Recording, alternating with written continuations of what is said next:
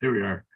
Is everybody in? Is everybody? Everybody in 30 seconds late because we were chatterboxing about We're talking about of Brent and Dear Mr. Fantasy, and we were talking about traffic. And cheers, Daddy Red. Cheers, Wooly Wookie. What's going on, guys? Brent. I got a awesome Myself. Christmas gift here. Happy holidays to everybody. We're rocking through the 12 days of Christmas. We're on the 4th or 5th day of Christmas now. You know, for me in the culture that I was raised, we do gift exchange, we celebrate Christmas, and Becca exchanged this awesome shirt with me. Mr. Brent. Super geeked about. Yeah, if you guys want to take a look. This is Brent Midland from the Grateful Dead. He was the third keyboardist. Third keyboardist, one of the running the hot seat, if you will, from I believe 1980 to 1990, and maybe 81 to 91 or something like that. He had a 10-year run with those guys. Because it was Pigpen, then Keith and Donna. And then Keith, Donna. And then Brent. And then what's the other dude's name after Keith. him?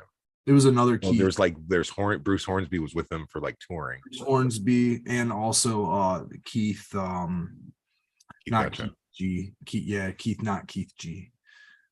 The Godshaws.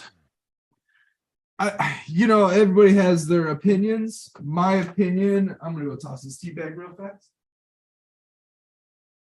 My opinion goes back to probably just, I wasn't around, man. I didn't attend those shows. But I heard that they were a catalyst, to say the least, in a lot of different things. Some of it had to do with maybe like stuff and the bad stuff.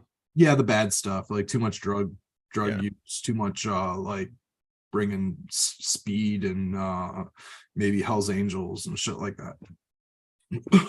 Type of stuff. We'll get that tea, brother. Oh, I got it. I just tossing the calm that throat. Well, you always said you wanted a Brent shirt every time we've gone anywhere, so there you go. Now you got it. Yeah, there was something about the 80s Dead. They released like 3 or 4 albums in the 80s. Grateful Dead After Dark, or In the Dark, Grateful Dead Go to Heaven.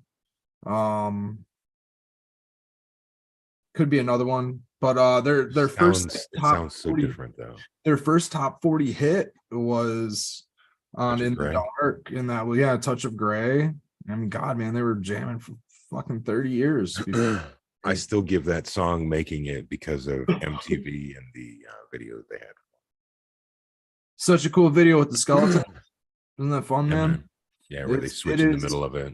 It was just classic MTV. It was like slightly analog, slightly digital. It was like puppet-esque, a little bit of animation. Kind of like when you'd go to Cedar Point and you would see like, the animatronics and shit. They're kind of jangling around and stuff. So it's a small world after all. No, that's the wrong franchise, bro. You're gonna get us sued and shut that's down. That's right. Yeah, that's the right. I don't want to. They're gonna own both of our houses. That's the wrong franchise. I'm sorry. I'm not supporting it. Sorry about that, guys. Sorry about that. Got a chance to hang out with Daddy Red just a little bit ago and Mama Red. Cheers to them. Shout out to them. What are they up to tonight? Chilling? Mama Red watching some Bravo. Yeah, they came by and had some additional stuff to bring us. And did you get even more Christmas gifts, bro? Well, Mama and Daddy Red got me some mocks, some boots, some wet boots. Okay. Not mocks. I'm sorry. Some like outdoorsy hunter boots. Yeah, wading hunter boots. They were a little bit big. My feet, muck boot. There we go, muck boots. Oh, I got a pair of those, bro. Yeah. But without laces or anything, an oversize is just no ankle support or anything like that. So Mama Red. Well, when you're traipsing around in like ankle deep mud and shit. She swapped them out for some laced boots, smaller size. Those are now too small, so now it's back up to the lace. Your feet are still growing. Well, it depends on if the talons get clipped or not. What it is, it's different type of boot. No, these were actually like it's from Wookfoot, and see all that barefoot and shit's making your bare paws spread out. Yeah. I'm Uh, someone who has to cut my toenails short all the time, and he's the opposite. He'll have these talons just like DOG. Like a gargoyle. not that bad. And no, that's not when my feet are too big. I do clip my toenails and Well, hold on. Before we go off of this shirt thing, I want to give a shout out to my youngest daughter. She got me this shirt for Christmas. that's your shirt, Skilbo. We're all wearing our Christmas gifts, everybody. Becca's got one as well. Yeah, man, gotta have the mushroom shirt on. Becca, show yours off. Look, it says support your local farmers at Red Setter Farm. My uncle and aunt got both of us one of these. What? Yeah, super cool. That's actually really fucking sweet. Yeah, they got us like big garden hats too. I know it's rather early in the show, and all 8 of us watching, but it was really cool to wake up this morning and be part of the notifications gang for Growly, because his 12 days in Wake and Bake this morning, he did the Red Setter Farm 4-pack. Yeah, thanks, Skilbo. And he had the GMO and the rainbow, and I was like, so he's hotboxing in his car and fucking lights it up. And it's it made me a little nostalgic, and I had to dip into like, I probably have like 2.5 grams left. Fuck. I tell you that he kind of nailed it when he said that it's kind of chemy and gassy. Yeah, I never really put the chem part to it. yeah, But definitely the gas, man. there's times where it's okay. I don't want to say to explain. I don't want to say indistinguishable, but there are times when like I'm like, is this one GMO or is this one rainbow? Is this one rainbow? Is this one GMO? Now it's not. They're not the doesn't same, have but that. Yeah, it's not the same. It's not the same like pinch like GMO has. the They have the sharpness. same basic Yeah, underlying. Yeah, there's a gassy- gassy I dig it. bit to it, and yeah, so the rainbow's definitely got that. I really like that. The So- rainbow exhibits. Congratulations to both of you for growing such fucking phenomenal sport. But- And I think that's one thing I do want to mention is, I get it. Everybody watches all this shit together, but those of you that don't know, like, Becca is a huge part of the operation. This isn't just like, hey, it's me and my girlfriend. Like, no, this is like Becca's working her fucking ass off. And I feel like, to be honest with you, the trim game has really, really stepped up under the present regime. Damn straight it has. They'll I trim come sometimes. And yeah, Here's Raymond. I mean, for lack of better reasoning, I mean, bucking down pounds by yourself, I was working through a much, let's just say, faster paced market. Where I'm just yanking your chain. yeah, well, I mean, don't, because I mean the reality is, I was trimming for speed rather than quality, because at the end of the day, it was going off the shelf whether I wanted it to or not. I just had Right. We were doing it per order then. Cheers, Buzzstorm. yeah, always per order. Becca sticks to standards that I kind of There's the Red Setter Farm practice. but like she paved her own methodology. She does Well, things on her. I've never trimmed before. You're So right, I learned right. from you, but I do it better than you. Here's Jeff Rowe. She cleans it up a lot tighter. The first time I met Becca, she was sitting probably 5 feet away to what would be her left over there, and fucking had a big tote full of I don't even remember what it was at that point. But she's just trimming away, and I'm like, damn, look at her go, man. It's fucking, and it looked really nice. Well, I'd be over. It was here. really, really nice. And I thought, oh my God, man, it's fucking awesome. I'd be over here, and we like when we first started dating, and he would need to trim, and I would like just be sitting there. I was like, I could help, and he's like, no, like it's okay. And I finally talked him into letting me help. Took a And minute. now you're fucking stuck with it, sister. Yeah. Well, don't try a lot too hard, because I did want to thank Growly for putting that 4-pack out on one hell of a nice little bit of marketing for us. Growly has been doing so. I have to shout out Growly. I have to shout out his contributions to the community over the past decade plus. I have to give Frigoli a shout out for including us in his 12 days of wake and bake that he's been doing. From what I've known, the last 4 or 5 years, something, maybe it's been less, but I feel like he's been doing it for about that long, as long as I first remember hearing him shout it out on like the old Grow Tube round table. And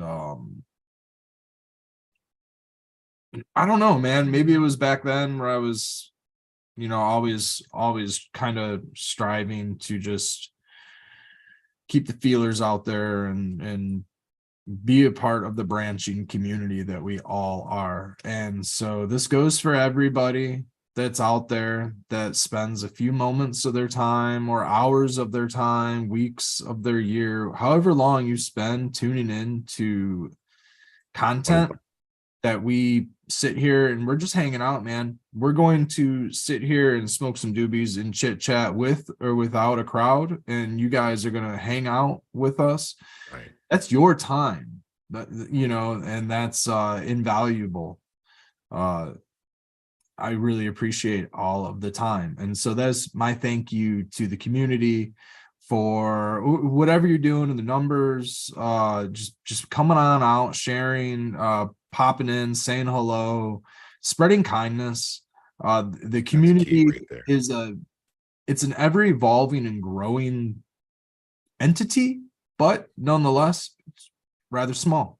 So it's good to see familiar faces and new faces, everybody who's coming through. And I just want to reach out the hand and welcome you all. If you are new to the channel, thank you very much for coming along. If you are an old friend, if you're old to the channel, welcome back. It's always good to see you guys.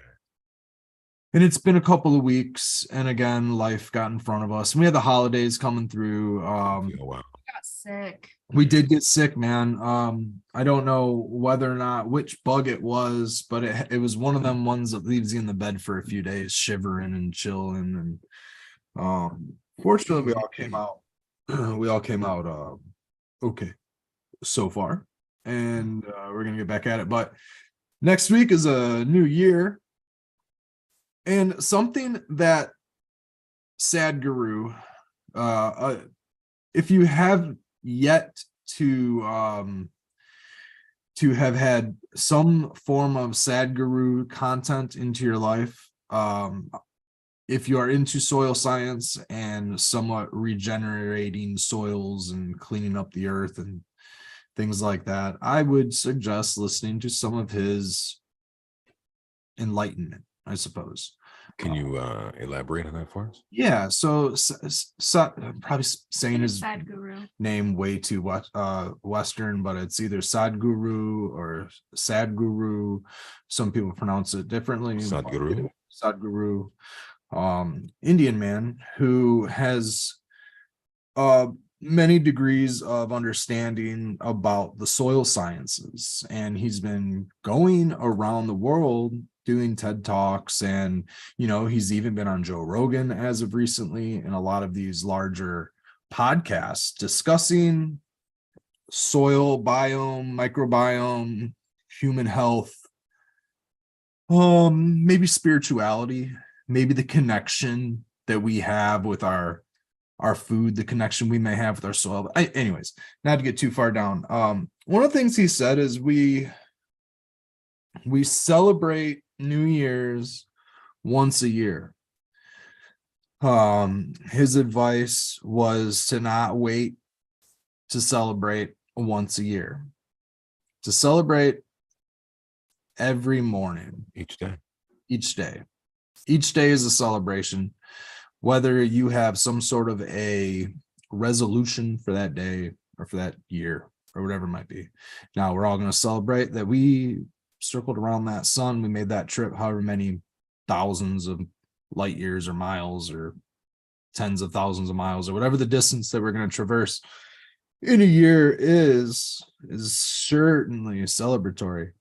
But to rise to the waking sun every day, or to wake to the rising sun, is a feat of its own, and very thankful every day, and it is a celebration to open your eyes. I would say this is that can be kind of sobering when you realize how many days you've spent either looking forward to other days or looking backwards to prior days and truly like squandering the gift that is the present. And you know, I think that's probably one of the things that I appreciate about psychedelics is to be rejuvenated and to look at things with a non-routine eye, I guess. You know what I mean? To kind of tap into things. We were talking about it the other day. I think it was on the late sesh. We do the cheap plug Monday nights, 11 p.m. Eastern Standard Time over on the Mitch Bros Grow Show. But yeah, man, we talk about all the stuff that we want to do or the things that we've done, and we really got to focus on today. Let's fucking make the most of today. Let's be grateful for today. You know, cheers, JMB. Cheers, Neurosis. Cheers, Dave. Welcome to the show, everybody. In the beginning here, please give the show a thumbs up so we can get some more folks in here with us chilling. And make sure you switch over from Top Chat to Live. Red, what are you twisting up? Oh, live chat sign here. Twisting up the live chat, baby. Live chat sign. We've got some GMO, some good old fashioned garlic cookies, GMO cut. Cranking up the house. GMO cut. Hey, there's DOG right there. I just seen him go by. Hey, buddy. Walking on by. Yeah, he's gonna want something. It's like Isaac Hayes walking Ready to go by. somewhere. Do you have that in? We were talking in the pre-show about vinyl and how blessed Red is. And we were talking about how he didn't have any Led Zeppelin, surprisingly. So if anybody has any Led Zeppelin vinyl that they want to donate to Red and Becca, Oh, that's a gift there, buddy. that's a gift. That's a gift. Do you have any Isaac Hayes? Or is that too far out? I have. So maybe, you know, like Walk On By is a really good. I might not have Isaac. I might have the Isaacs. Is it? Wait, no, wait. What am I thinking? His brother. Isley Brothers. Isley Brothers. I got you, bro. I got The you. Isleys. The Isleys, I think was. I have. Is that the spinoff of the Isley Brothers? Is the Isleys something? Do you like have any? It's like playing a weird game of rock and roll. Go Fish. Do you have any Allman Brothers, sir? Like Eat a Peach? I do. I don't have Eat a Peach or any of the really, really good ones, but I have some Allman Brothers. Live at the Fillmore is the one, man. The song is Stormy Monday. If you've never heard their version, it's really good. Curious if it's a live album that I do have because it's not Eat a Peach. There's only a couple. Is it like a black and white cover with a bunch of dudes on it and like a bunch of stacks? They're like in an alleyway, like going into a show. No, It might be Live at the Fillmore. I don't know. It's not far, but anyways. Anyway, we're getting A random one off the top. I don't know, but yeah, no Led Zeppelin out of that whole collection. Out of all the classic rock and everything else that I have. I've got like 3 copies of Captain and Tennille. It's crazy. It's obviously not because you've worn the other 2 out. Will keep us together. What you know about Captain and Tennille? That was my I've octogenarian mother-in-law's favorite band. I've played that song off of that record. That's a Daddy Red record, actually. That Captain and Tennille. You have what the fuck is the name? Tony Orlando and Dawn. You know, knock 3 times on the ceiling if you want me and all that shit. I probably have some Tony Orlando. I have a bunch of Rose Royce and like Billy. Cheers, JMB. Dude, I have more Chicago records than I could even fathom that Chicago had records of. Dude, I have a stack of Chicago records. I thought There's a lot. Who was the fan? Daddy Red? Daddy Red must have been a big Chicago fan. He had a bunch of them. Yeah. A bunch of them were his, and then as I got them. Do you have any classic Yes, like Yes Story or any of those? I think I have the Yes album. I think it's called the Yes album. Here's Kurt. There's definitely some Sticks and all that stuff in that same era. Mr. Roboto. Certainly. I even have we were talking about it, I think on a late session a couple weeks ago, the Beverly Hills Cop. I have Axel Foley. You know, my youngest daughter's friend just had a baby and they fucking named their kid Axel. I'm like, is Did it they? Foley or is it like Axl Rose that we're naming for? Axel Foley. Cheers, Big Bougie. Oh, that's great. You were talking about prog rock. You got to get into the old Genesis, the Peter Gabriel Genesis, like Got some Genesis. Lamb Lays Down on Broadway would be one I would recommend. Selling. I've got a couple of £8 Genesis albums. The one where it's a Foxtrot Nursery. remember that game? Was it Pop? Not Pop It. Put a whole bunch of shapes, buttons. Yeah. Okay. So you had Genesis. That one's Genesis, from '83. Genesis, Yeah, yeah, that's got self-titled. Mama and all that shit. Yeah. Yeah. And a few. That one I picked up. That wasn't a hand me down. That was a. How about if you got that one, do you have Invisible Touch? I probably do. There's also been a couple hand me down Genesis on this. So, how about Prince Purple Rain? Of course, an original copy too. At that, a copy that I found. What's nice is so I end up doing my own record store hunting back, I don't know, man, 10-15 years ago, and I ended up picking up a few of those that were in sort of good condition. And then one of my aunts, not too distant past, like let's say within the last, I don't know, man, it's probably been longer than it might be like 10 years, maybe 8 years, 10 years ago. She drops off. She's got a big stack. She's like, here's big, come on and pick them up. So I pick up a huge stack from her.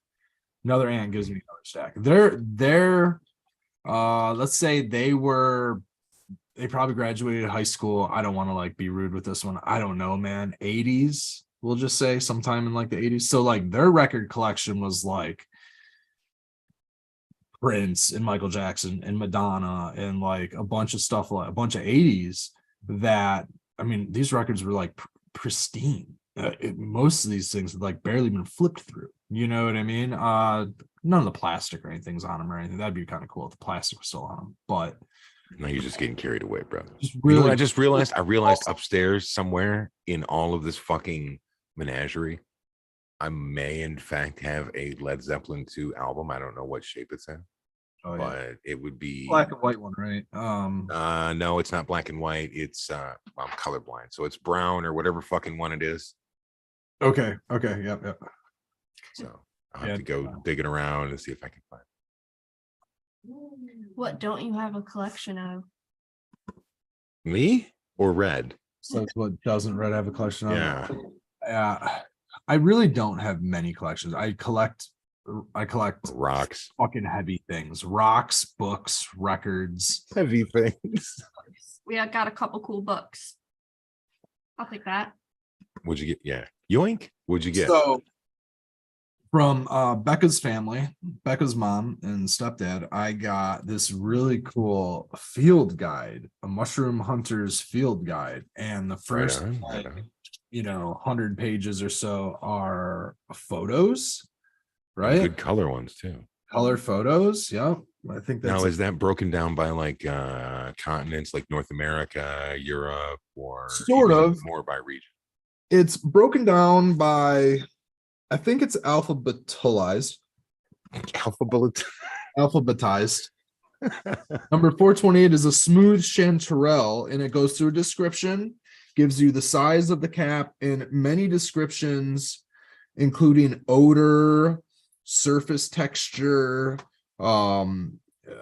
vein ridge, stalks, veils, size of spores, shape of spores, everything you need to know about spores, and then edibility, the season that it can be found in, the habitat, the range. So habitat, the woods, moss or wood loving, the range, Pacific Northwest, North America, Europe, United Kingdom, things like that. And then you have, are there any lookalikes? And in the bottom, there's a lookalike. So every species has all of this, almost a whole page per mushroom, right? And then there's a number next to it that says this is the smooth chanterelle number 428. So I'm going to go into the description and look for number 428. Here's 426. So here's 428 right here. Here's the smooth chanterelle mushroom right here, the one that we were just researching. So now we can actually go into the Pictodex, whatever the hell that is, the photo index portion of the book. For as much as I like books, I know nothing about them apparently. The photo section of that paper thing, that part of it. yeah, One that paper part with the pictures. And then you can look at that. list But of yeah, illustrations.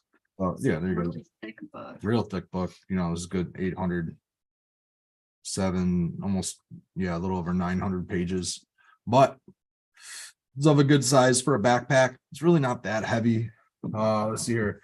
Shout out to Daddy Red and Mama Red for the backyard homesteading 40 projects to Build that. sustain, just help sustain your future. In that book, that's by David Toht, Toht. There's all kinds of stuff in here: chicken coops, fucking trellises, arbors, garden beds, water storage, aquaponics, a goat shelter. I mean, all kinds of little random things in there. So it's kind of cool. It's a do-it-yourselfer's how-to book, which is pretty cool. If you don't feel like carrying the internet out to your job site, you can just kind of throw one of these up and use that. You don't need to worry about charging nothing. Batteries die, you still have access. Right on. I want to give a shout out to Blue Kiss Gardens. I am smoking some of her White Widow that she grew outdoors. So cheers. Kurt's asking me if I forage. No, I do not. One of the reasons that I do not forage is, like I was just saying a minute ago, I'm colorblind. So it makes identification a lot more difficult for me. I would much rather leave it to the professional. Agreed. That would bring me back to my PSA and on one of the primary reasons for starting harm reduction, most importantly, with something as novel and safe as psilocybe mushrooms. That's because although psilocybe mushrooms are safe and they appear to have a sense of safety, and you know, some may say, oh, they're just mushrooms or whatever, a sense of, you know, it's an easy high. Poisonous mushrooms don't really care how big you are, what your tolerance level's like.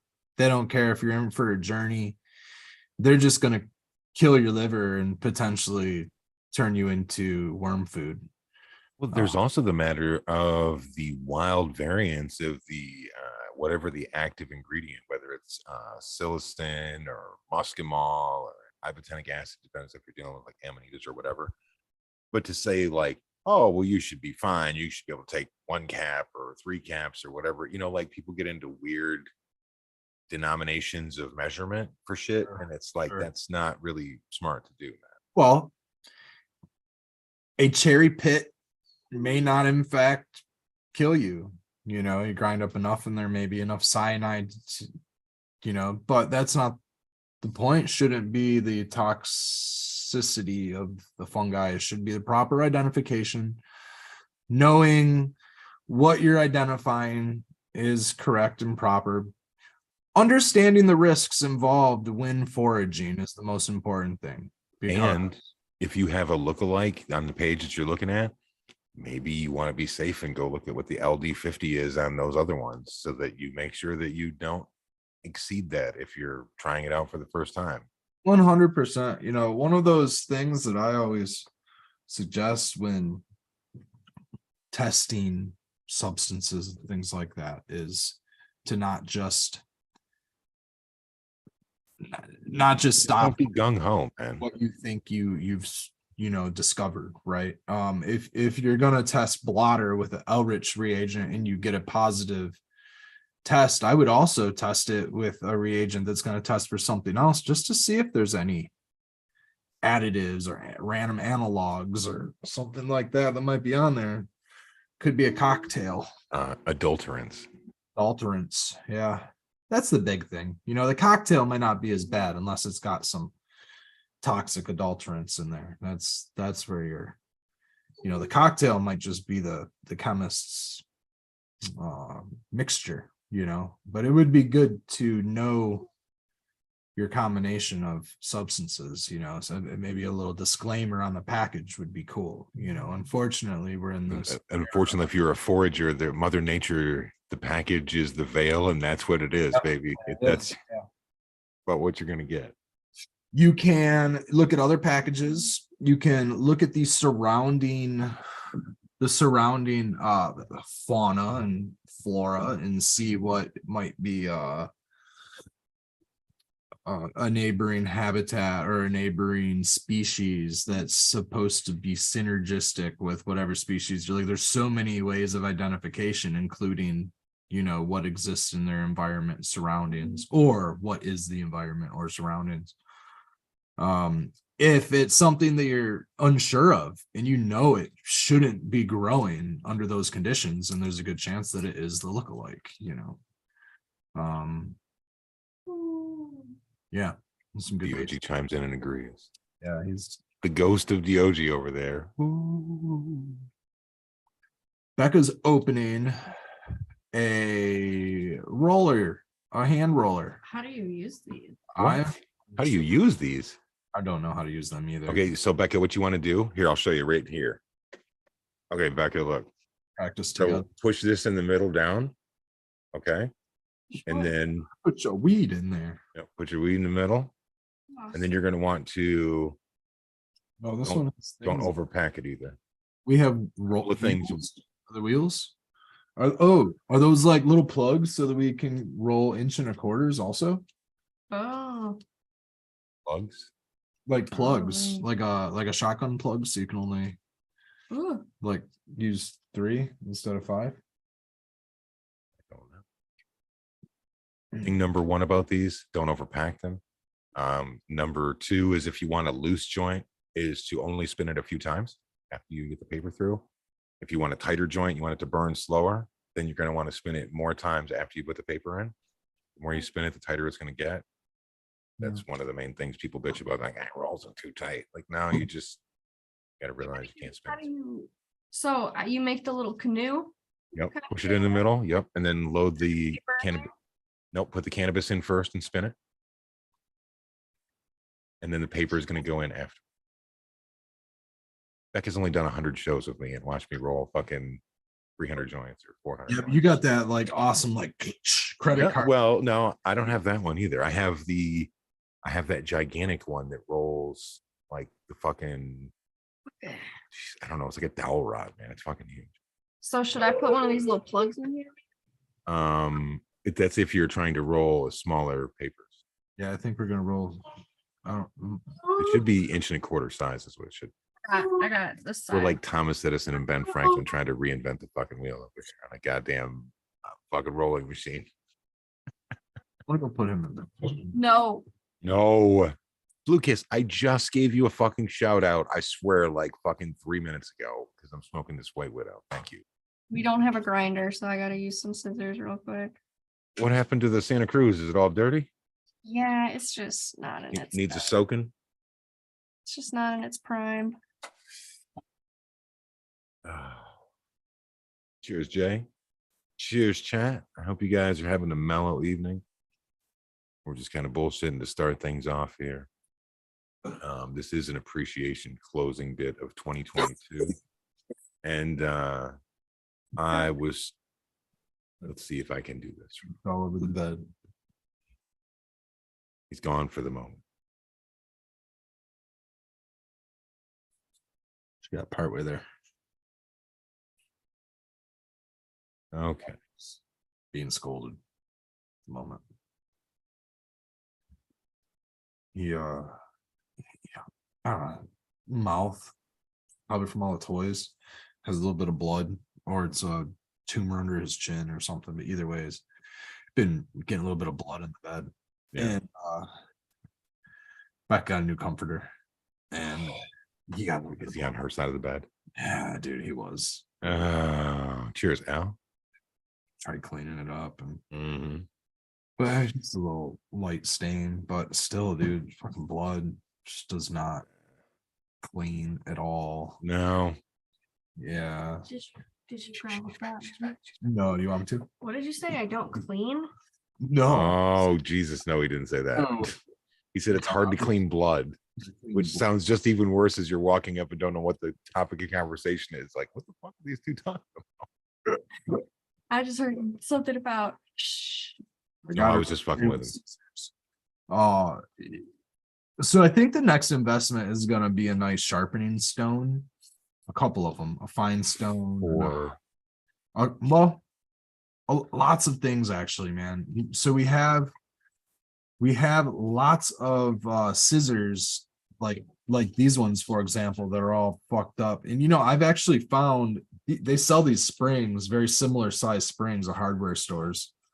I'm thinking that I can clean up a lot of not just these scissors, right? We got a real pair of shears for doing the chicken wings, so like metal handled, you know, foot long shears. They have a bolt that you can take them apart and you can sharpen the insides. I have a just whatever you do, don't use those stupid like push me, pull you fucking kind of knife sharpeners and shit. It eats way too much. No, I'm just gonna get a couple of simple stones. And axes, machetes. Well, see, like for like an axe, you would want to use like a file. I already have a coarse files? file, and I have many files. I have file sets. You come from the airplane industry, yeah, you're definitely gonna have some sheet metal working tools. Yeah, I have sheet metal working tools, but I just don't have a good like honing. Yeah, stone. Yeah, so I need a couple good honings. I have some small block style like sharpening stone stuff like that. I have a rod sharpener for like a you know, like a chef's knife style, and I've actually been sharpening my machete and stuff with that, but you know, I can only so much before I'm gonna chop a toe off. Yeah, it's just putting an edge back on there. Yeah. So have you seen the palm kind? It looks like a hockey puck. I have, yeah. They're like that's exactly what I'm $30. talking about. Exactly what I'm talking about, Skilbo. Because those are actually two different grits on either side, and those will really hone a blade. Fucking damn near razor sharp. Okay, so she's got. You might want to. But I don't. We got Aussies in the house, man. You probably didn't want that long. You just went downstairs to go out, so I'm gonna go. Yeah, you got to tell me how to do this. Good morning to our friends in Australia, down under. Daddy Red's got to work sharp. He said it works on everything. Daddy Red's into the electric tools. Okay. Can I roll a filter in this? Yeah. So if you're going to do a filter, all you're going to do is scooch the weed down on one side. I would put it on the right hand side typically. That's the filter ends. Goes down. That goes in there. And then close it up. Okay. Now, when you put the filter in, you have to make sure that you put the filter in the right way. If it's not the glued kind of filter, if it's like the homemade rolly one, because in a roller, if you put it in the wrong way, it will just unroll the filter and it'll come out as like the piece of paper. So you got to make sure that's rolling against that. Sounds so complicated. Yeah, this is different. It's gonna be weird because you're gonna you'll like it. Have to lick the glue too, or I lick the paper side of the. You can lick whatever side of the paper you want. You don't have to do it until the very end. It's different because it's blockier. I don't think I'd be able to lick the opposite. Okay, well, I still don't know. Okay, now what do I do? Okay, so close it and spin it. Pull it towards you with your thumbs. So, where did I throw it? So ready? Look, use like this. See on here, I'll put it together. Actually, I'll just put some fucking weed in here and roll one with you. Yeah, come on, Skilbo. I got it. Give me a fucking hot second. You get the roller class going. Oop, okay. Load it up. Spread out. Ready? Close it up. Ready? Look. Okay. 1, 2, 3. And then it's gotta go up and over. I can't get it up and over. Yeah, you was talking about hurry up, Skilbo. What? Huh? All right. Then you want to put the paper so that the glue is looking you in the eye as at the top. Definitely you roll it the way that's telling you. I'm going to stop right here. Yeah, there you go. Oh yeah. How many times do I roll it? 1 or 2 times. So just roll it a couple times. Hey, there you go. Use your thumbs and pull it forwards. Let me take the paper back out here. You gotta put paper in there. You don't need the paper yet. You got to get it to go in. What's it doing? Roll the paper in. This is probably comic as fuck to people, but that's okay. What?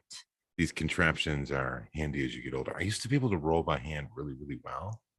But like as I've gotten older, my hands have gotten to the point where like instead of having like that feather touch to roll anymore, I'm like hand fisted about it. So then I smash one side of it. It's like shit. So like my pride has to go away so that I can at least enjoy the job. How do I roll it now? Now just roll it. Okay. So okay. Grab a rolling paper. This Hold it one? so that the glue is on top and facing you. On top. Glue on top.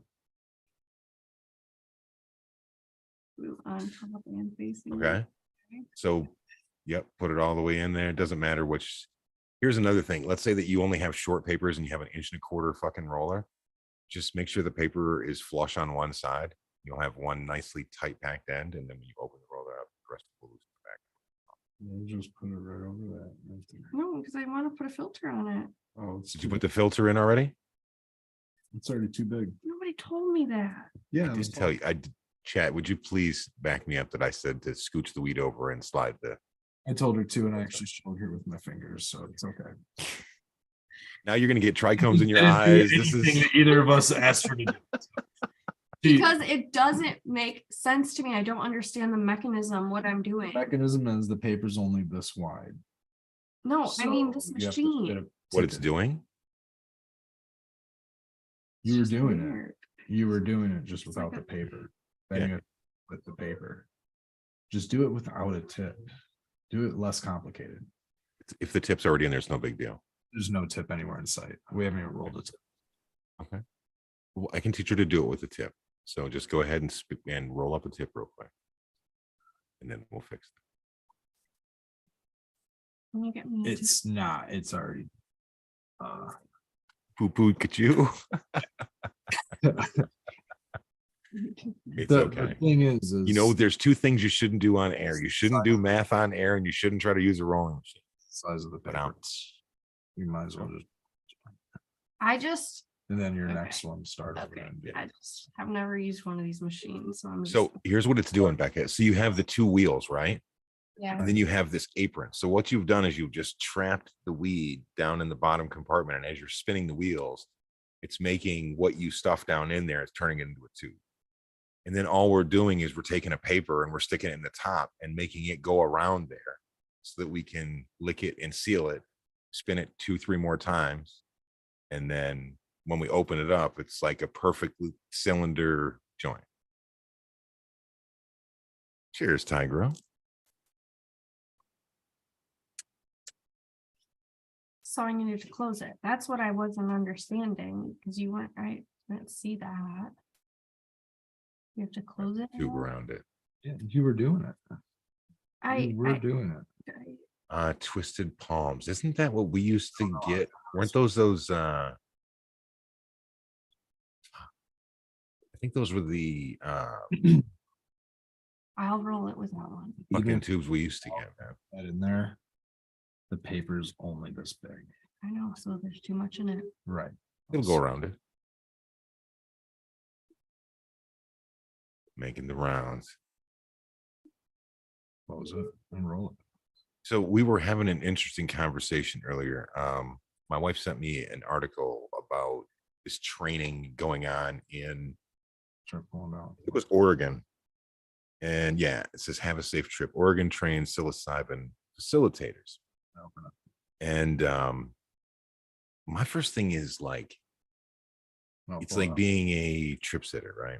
Together so you can look. And it's to me, it's like I know what my experiences are.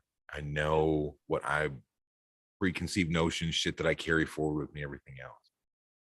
But to be able to sit with somebody else and to have them look to you as if you have all the answers, as a like a professional trip sitter, not just like, hey man, you've been down this road before. And you know, it's like your experiences before the trip are your own. And so is your paradigm or your personality. And you have your own symbol system as well. Like, for example, a crow to me may mean one thing and a crow to you may mean another thing. And if we trip and you have a vision of a crow and I have a vision of a crow, they can mean two completely different fucking things to us. And it's your own symbol system. I think You know, and I can't be expected to unravel that shit, man. You know, I can speculate or I can help you sit with things. But you know, you'll either listen to me and my guidance or you'll spiral off to the other galaxies on your own. It's all your choice, and it's because it's your trip.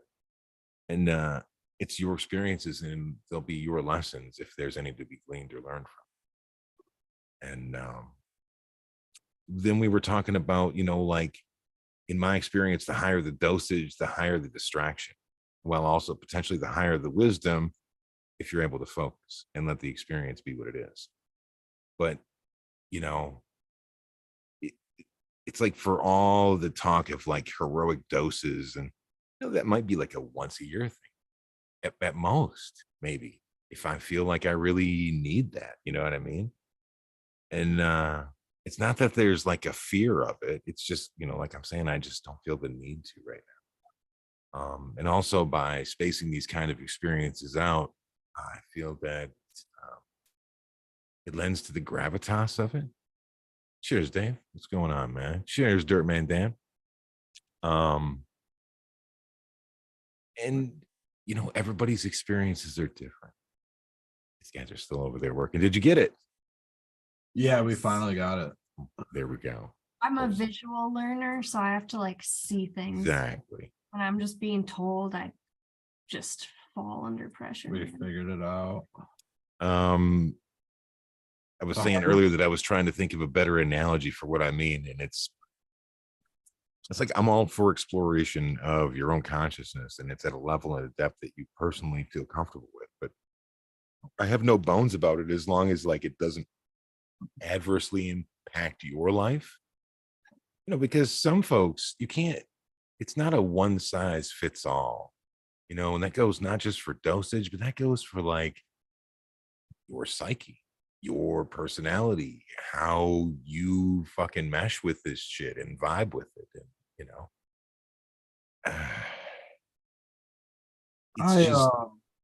I don't know. Well, go ahead, Red.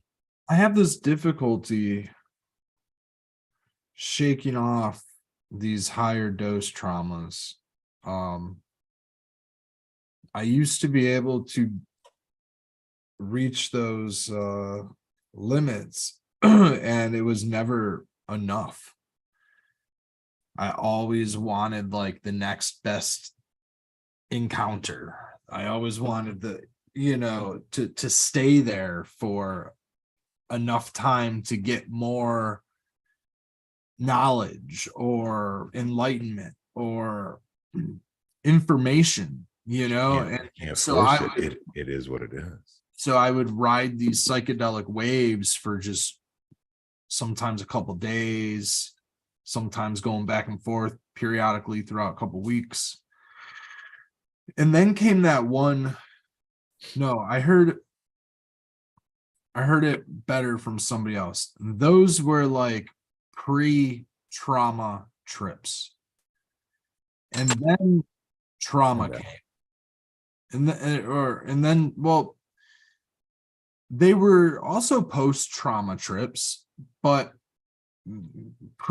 maybe responsibility trips, like recreational rather than delving inward.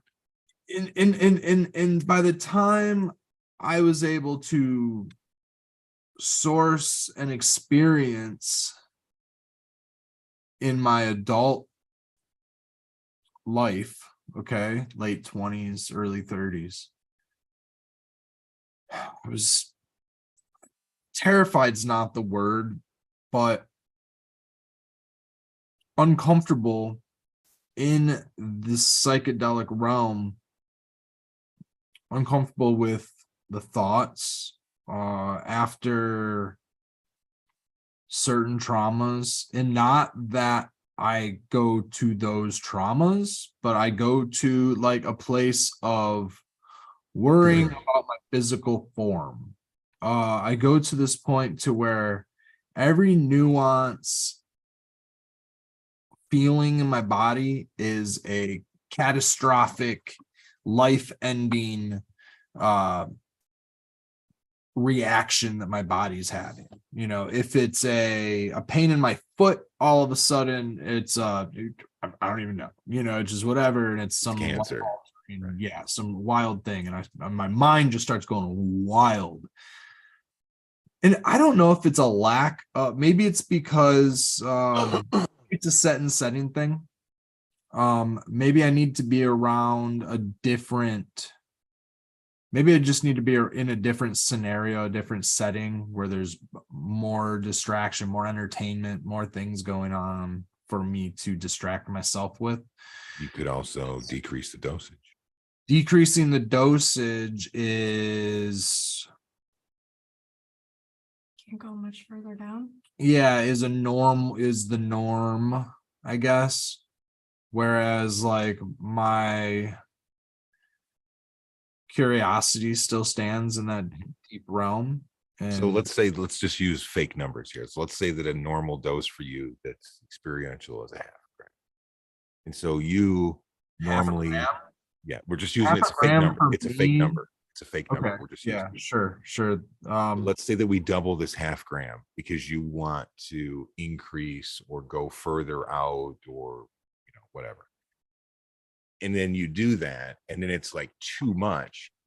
It's so hard because there's so many fucking variables. Because first and foremost, we don't know the potency on any specific, whether you're doing any kind of meds. Like if you're using, let's say that you're talking about paper, okay? Well, we already know that there's not a lot of consistency on that. Even on a sheet itself, it can be different. We also know that if we're using something like psilocybin, then you don't know how much any given weight is. This small one could be like 3 times more fucking potent than this really large one. So you think, well, okay, you're not thinking at all. But you have that going on, then you have Red's set and setting, then you have the fact that he kind of tweaked his ankle when he was trying to go down the stairs with the dog last night. And all of these things can become like an aggregate, and it stacks up. So I don't know, your mileage may vary, and it's on you. I think instead it's like psychedelics have become this like hip new thing, and everyone has like their own story to tell if you listen to enough people, right? And I'm specifically talking about how so many people are on about DMT elves, right? So let's say that you, the toe in the water psychonaut, get your hands on some DMT to do it, and you don't see the DMT elves. Well, now you've got like preconceived notions going into this, and it doesn't go the way that you want. It's like people can become like really disheartened with that when their own personal experiences don't line up with the new mythologies that these substances have been like saddled with recently. Well, when I first did mushrooms or something, I thought I was going to vividly see hallucinations of pink elephants or something. Come to find out that was embedded culturally in me through something as simple as Dumbo. Cartoon. Dumbo specifically.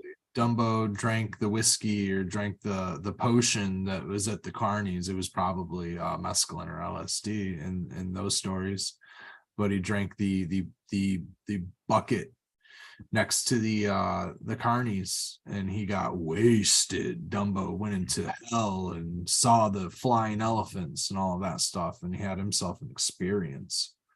So let's go back to this for a second. Okay, I think some of the problem that people have is like the fundamental thing. I can piss some people off with this, and I don't do it intentionally. There's always got to be that actually person out there. But to me, psychedelics aren't something that you quote unquote control. It's just ego and illusion and shit. You know what I mean? Like you are a person that is experiencing some chemical going through your body, whatever it may be. And unless you're in like a lab setting or something, man, like you Well- don't really have control over it. That's kind of the whole thing about this experience, is it's not if you go to these levels and shit, I guess. So it's a lot easier for me to put the understanding onto myself that I'm having an experience. If I'm having weird thoughts like thought loops or something like that, it's easy for me to do that. It ends up being challenging when I don't they can be low doses. It can be a micro dose, you know. Well, okay. From the definition of a microdose would be sub perceptual. So Right. it would But if you had that weight and you had just something that's 3 times stronger, more it than a could become microdose. perceptible, is what I'm saying. Just not as Well, catastrophic. yeah. Well, let's just say for purposes of understanding that we have regulated our dose. Let's say that we're using psilocybin psilocybin salts or something like that. So it's a weighed amount of psilocybin. There's no mushroom.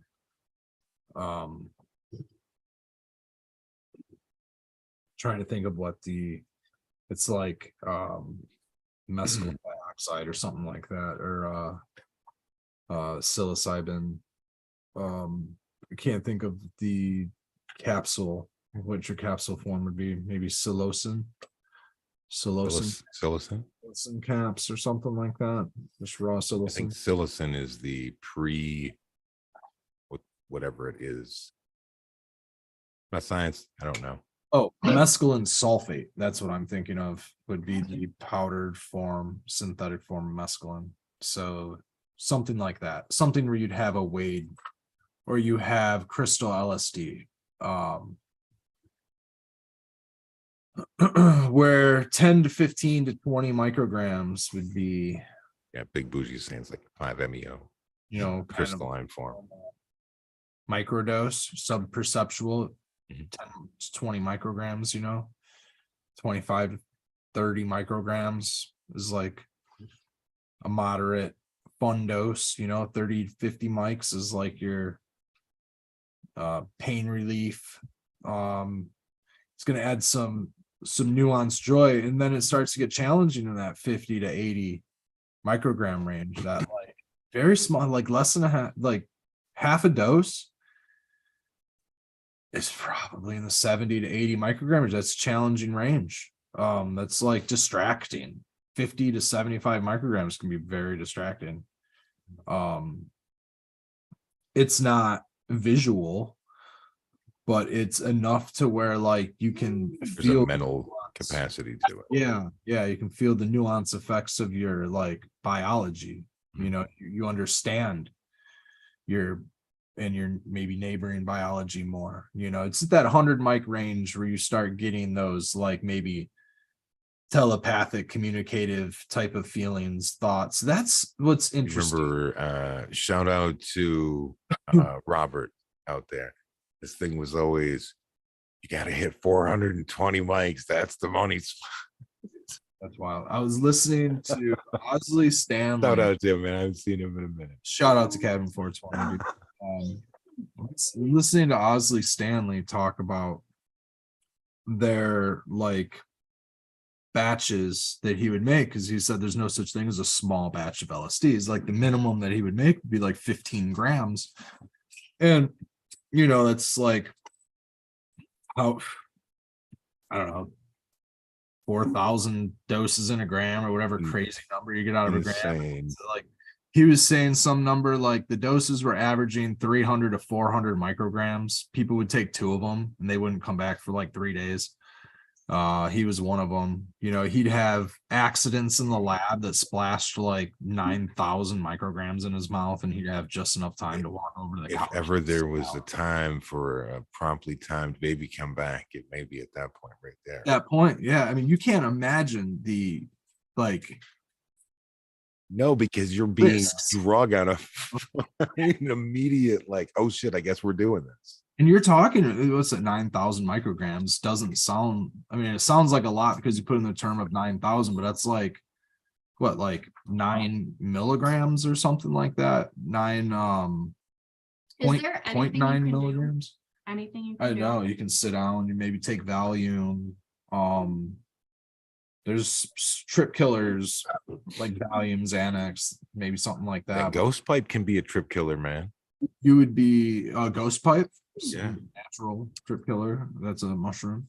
I don't know, man. Mixing substances is just never a good idea. So I just Here she grows the day. suggested somebody ride that out. But I'm not going to suggest somebody manufacture that because that's a hardcore felony. So hopefully, That's not just a felony, it's quote unquote a hardcore felony. yeah, that's one of the bad ones. Okay. That's a pretty good joint. Yeah, that thing rolled a super cool joint. So you guys are going to try it again. So the thing you want to do is you want to put your filter in first, push it all the way to one side. Then you want to pack the roller, close it. I still got mine sitting here. Hold on. Yeah, this plug's actually going to come in handy for putting a tip in there and then fitting a paper. I Almost feel asked. like it'll all work perfect. There it goes.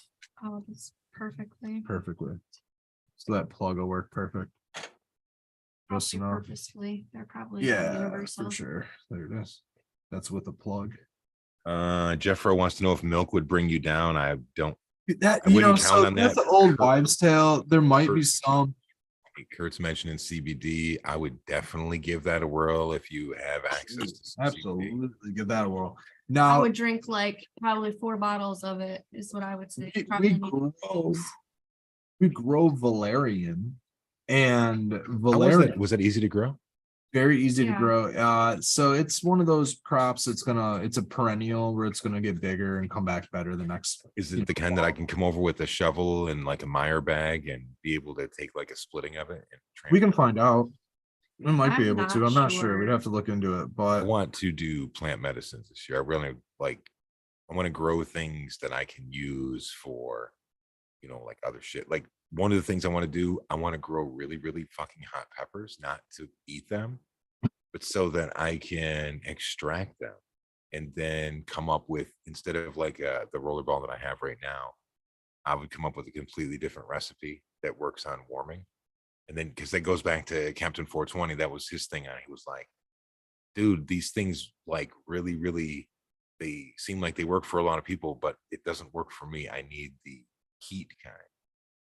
I'm like, oh, fuck. A&B is saying orange juice brings you down, and I actually have a strange relationship where orange juice or like grapefruits or grapefruit juice, maybe it's just grapefruit specifically, recently was one that like jacked up my experience a lot, and I've in the past like have had orange juice and it like accelerated my experience a little bit. Now on psilocybin, I used to just get a half gallon of orange juice and that would be my ride for the night. I would eat like Here's organically grown. just like sip on orange juice and it was great. Like I felt like it was just, I don't know, maybe I think that was psychosomatic. I think that was somebody told me that helps your buzz. You know what it makes me think is like lemon tech. It's like pre-soaking your mushrooms is what causes that. I did that one time just as like a personal experience. C, Big Bougie in chat saying it's a vitamin C. Yeah, there's a lot of now the lemon tech one, because if we can think of what that's doing, is it the pH of the lemon that's actually causing the psilocybin to convert to psilocin faster? I read that on Arrowhead so many years ago, but I don't know what's fucking true or anything. Why does orange juice give you a kick on LSD if there's no psilocin reaction? I'm curious if it is the vitamin C, if it's a drop in pH, maybe it's a drop in blood pH giving you like a whoa sensation. The citric acid. The citric acid. Maybe now milk regulating your base. If you are drinking orange juice, you're going to have to conquer a even worse stomach ache. you know, sometimes that stomach ache is from the substance and your serotonin, but sometimes it's from mixing some beverages. You know what I mean? And one thing that would tell me is if I had a very small dose, but I had very strong stomach reaction, I would definitely think more along the lines of that. Yeah. If you have like a larger dose, let's say that you have multiple grams and your stomach kind of hurts on the come up, that's just the chitin's in there and trying to break that shit down. Serotonin's going on. Yeah. I've And never had an issue with chitin, excuse me. but it sorry. doesn't ever really affect my stomach. Old rock got over there. We take rather small doses. That must be why. The I think I've eaten like more than a gram of dried mushrooms at a time. Like that would hurt. Well, yeah, I don't know. I I don't tend know. to get more of an upset stomach when I do drink orange juice. But I think that that's just, like I said, I think that's just the citric acid. I think that's something different with my own metabolism. The milk thing has always been like, I don't know, an old wives' tale type of thing that like that's supposed to be a trip killer. Coats your stomach. So like, when I was having bad trips, I would go drink milk. I don't know if it ever did anything. I still Made your stomach upset afterwards, and yeah, I made mean, you lactose intolerant. yeah, I guess so. But there might be something to that base and acid thing. Considering Well, let's just go with a simple our thing here. Like, serotonin, you know, is it's a compound riding in our gut, you know, and everything we put in our gut is going to affect that. And go ahead, Skilbo, what were you saying? well, we're talking about like the experiences and stuff, and really, psychedelics, man. Not many people take them wanting to become terrified, wanting to become nauseous, wanting to become sick, wanting to develop PTSD from some crazy experience that happens while you're doing it. You know, like me, I like my psychedelics to like bring feelings of peace and comfort and wonder and wisdom and oneness and, you know, like that kind of thing, not feelings of unease or, you know, underlying anxiety or, you know, the foreignness or like the singularity of feeling like completely alone. Like nobody wants to feel that. So you have the rest of your fucking life, man. Like it's much better to just toe in the water, take it easy. Don't try to race and like, oh my God, this is the best shit in the world. I'm gonna do it again tomorrow. I'm gonna do it again in 2 days. How many days do I have to wait in between before I can do this?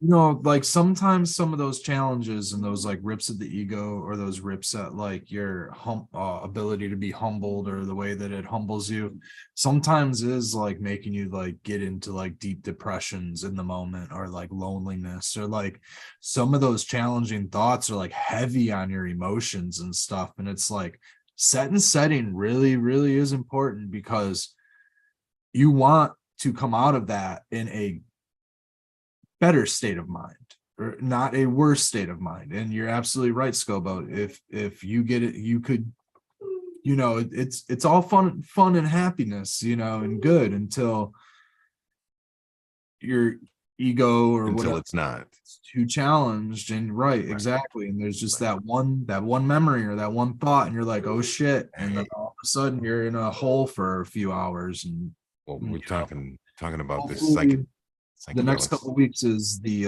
what is it, the afterglow, and not some sort of you know, shadow, you know. That can happen too. That's something that's I not have a good way to put it as a shadow, kind of carrying it forward with me. I guess there's got to be the duality of that glowing. Sure. Sometimes, you know, that can be what bad trips are too, man. It's the opposite of that glow. Well, we're talking about ego. And it's like psychedelics instead can be like the unstoppable force to the immovable object that is your stubborn ass fucking ego. And, you know, it's really hard to say which one will prevail. It just kind of depends. And that goes back to those illusions of control. And the more illusions of control that you carry, need to just everything be just so, you can have a hard time with this shit because it's outside the boundaries of, normalcy. So, I don't know. We're just waxing philosophical here at the end of the year. But it's been a fun year, man. And I looked at it, and you are close to hitting 500 subscribers. So I would say that if there's anybody that's watching right now, if you're not subscribed to the channel, please check it out, give us a sub, and definitely turn on notifications because this show can be a bit sporadic at times. Usually we do come on Thursdays at 10. We may be shifting our hours around again. That's what we're so want to do. But notifications definitely helps for this. 10 was just supposed to be summer hours, wasn't it? It was supposed to be summer hours, but I kind of, 10 to 12 spots. Yeah. Raymond Kawhi, if you want a guaranteed good time, do Molly or Coke, not acid or shrooms. Always test your substances, of course. Those can be risky nowadays, but yeah, man, those are your good times. I've never really had a good time on Coke. But again, who knows what the fucking it was cut with or whatever. I always felt just too racy, just like it was one of those I'm too worried about my physiologic function in the moment for me to enjoy it. Same with some of those other substances, but those other ones that I get challenged on has been easier for me to accept. What's making it challenging though is the mental chatter. Yeah, there's a lot of that. That's where that's getting, Now you were also saying that there's a physical component, like a physiological component to it that feel altered. And in so doing, that kind of sets off some alarm bells, the deep alarm bells in your head, and it's kind of scary, man. Test everything always. Test everything always. Just fucking do it, man. Like, I'm sure that none of us here are newcomers to this side of the tracks, okay?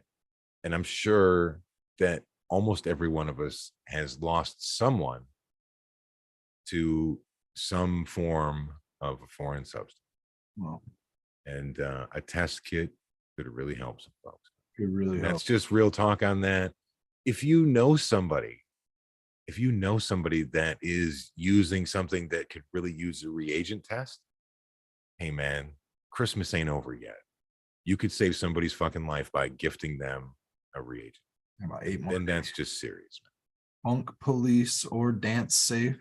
Use both of those sources. Hell, man, I don't even care if you use Amazon. Dude, I wish I could highlight She Grows the Dank. Cheers. She says, cheers, guys. I just want to say thanks for the knowledge and laughs all year. Sometimes when they're having a bad day, it's nice to sit back and show with all the best for 2023. Right back at you. She Grows the Dank. That's kind of why we do this, is like we were saying in the outset, is we do it because we like to just bullshit and laugh with each other. Just happen to have a camera on and tap into online community here. Yeah. And that's one of the greatest things about polarity science, is that there's an overlap between people who watch other content that we're already doing and people that don't, but only come here. And it's nice to see how active this small pocket is and how positive everybody is here. I've said it many times before, but it bears repeating. I love doing these shows as long as it's like positive. I can't stand to see somebody get drugged through the fucking to the dogs and back on here. It's just not about that. I'd much rather focus on the shit that like brings us together, which for this instance is, plant entheogens and others. Rather than on like dumb shit that maybe we don't agree. Maybe I like chocolate ice cream and you like strawberry. Like, fuck it, man. I want to take it back almost 2 decades, Skilbo. Oh shit, we going back to the Purple Bic? Yeah. We're gonna go back like 18 or 19 years. And I'm gonna go back to a time when maybe even longer. Let's go back 2 decades. 20 years.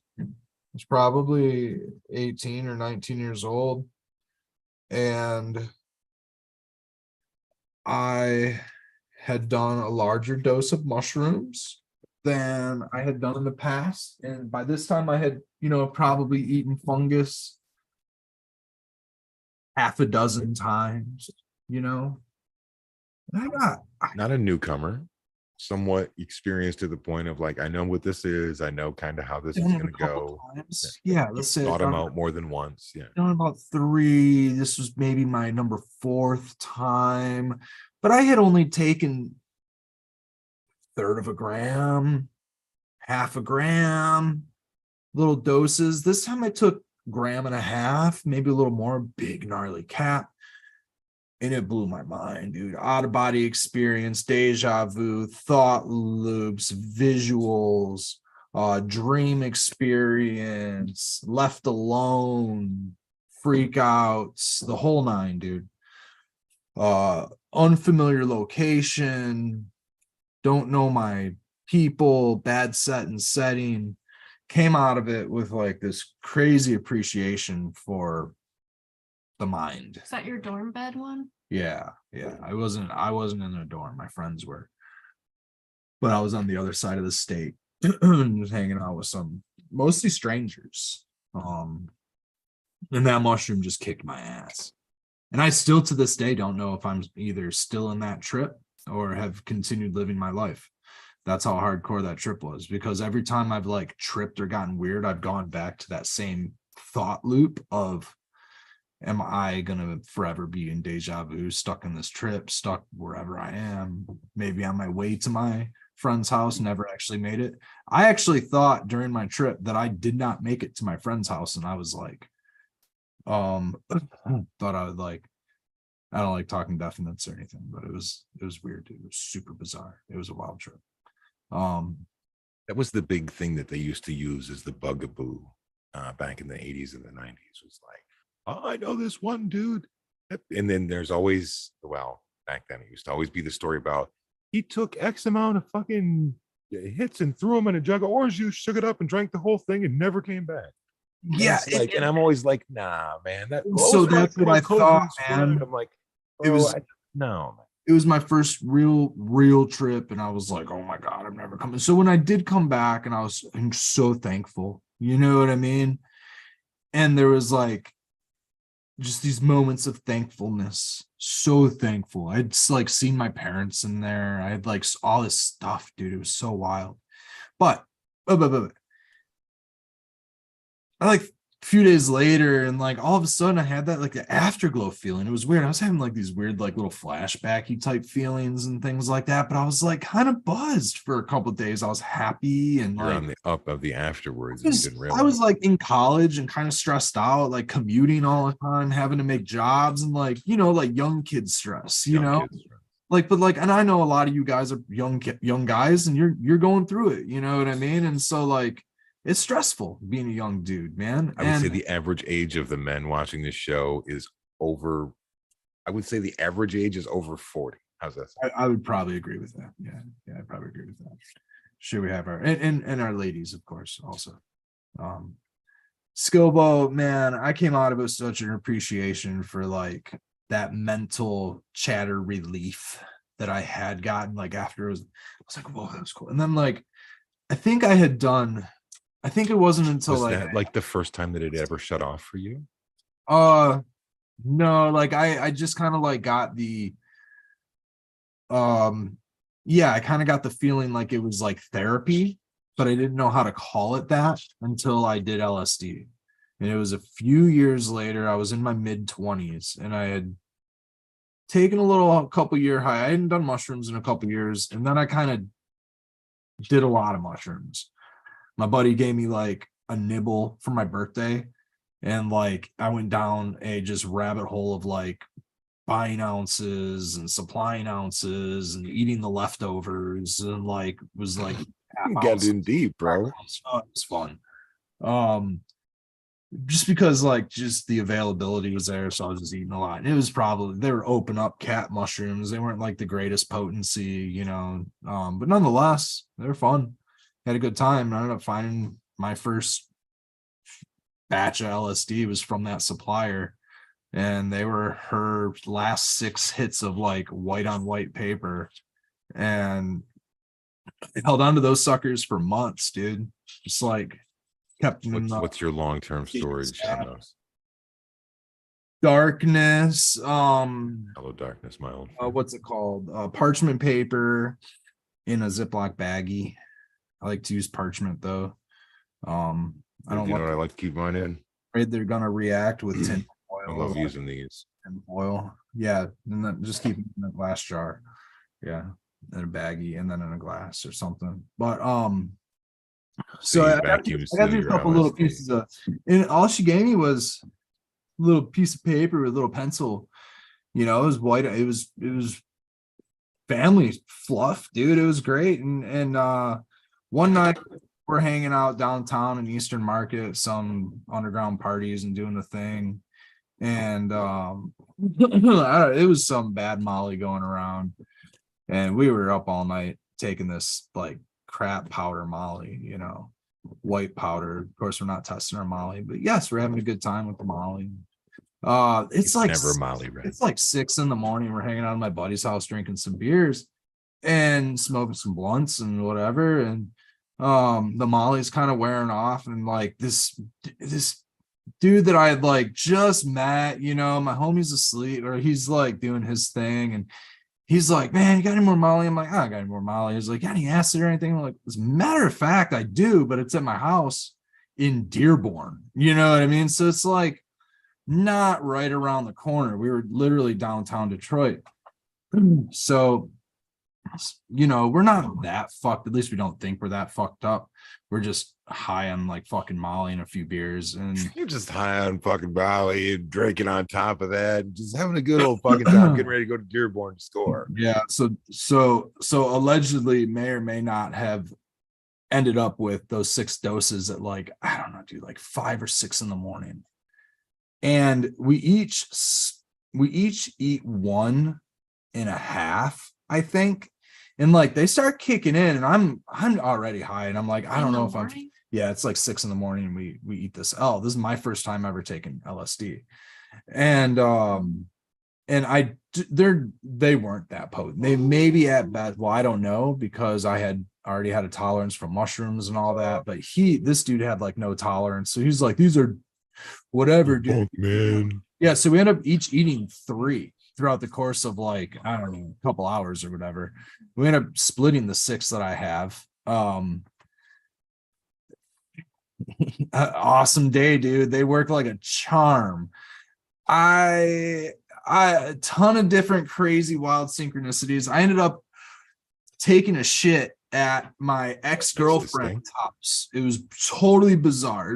This is somebody that I had dated, and she went to. Did you just knock on the door and be like, "Yo, do you mind if I drop a deuce real quick?" Oh, dude, this is weird. It was the dude's house that I was sharing the L with. I ended up driving him back to his place because he had to like get some shit and whatever. And we went back to his place. He had some weed and whatever. So we went back there to go smoke and just kind of like, you know, do the morning thing, grab some coffee. And my other homies that we were like hanging out at all night, Molly and everything, they were all passed out. You know, it was fucking morning time. So I'm like, well, I'm wide up, dude. Just took 3 doses of L at like 6 in the morning and was not going to sleep anytime. Is your body already hurt from staying up all night? And I had like a lot going on. Well, it was all of a sudden I'm sitting on the toilet, man, in this dude's house that I thought was an unfamiliar house. I'm in this dude's house and I'm like, wait a minute, I've been here before. And I'm sitting on this shitter, dude. And all of a sudden, like a recollection, and I go, I've been in this house before. This bathroom before. My ex-girlfriend's house, dude. I was so I was weirded out so bad. You didn't recognize walking up to the house? I had no idea. And I went into where he was. He was like, cheers for growing, in his DJ equipment together or something. Oh my goodness. Sorry, guys. And in his room was like her room. And then I started questioning like whether or not they were, you know, the whole thing started like going. And then my homie ended up coming and picking us up and taking me to go see Inglorious Bastards.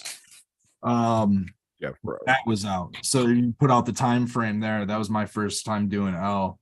Inglorious Bastards was out. And then I'll tell you what, that was a damn good movie. But I had a great day, man. He drove me around all day. Wasn't he tripping balls too? No, different friend.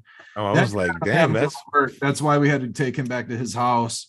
He had to go to work. We got picked up by this crazy chick who I don't know what kind of diet pills she was on, dude, but she was high as a kite all the time, dude. Just like doing some sort of speed, man. I don't know if it was just Adderall or what, but she was wild all the time. Picked us up and like went 1,000 miles an hour down Trumbull to some he's probably fucking doing 35. to some probably to some breakfast joint, and then my other friend picked me up from there, and that dude went to work. So it was, yeah, and I just like How can you go to work after on that? for the ride for the day. What's that?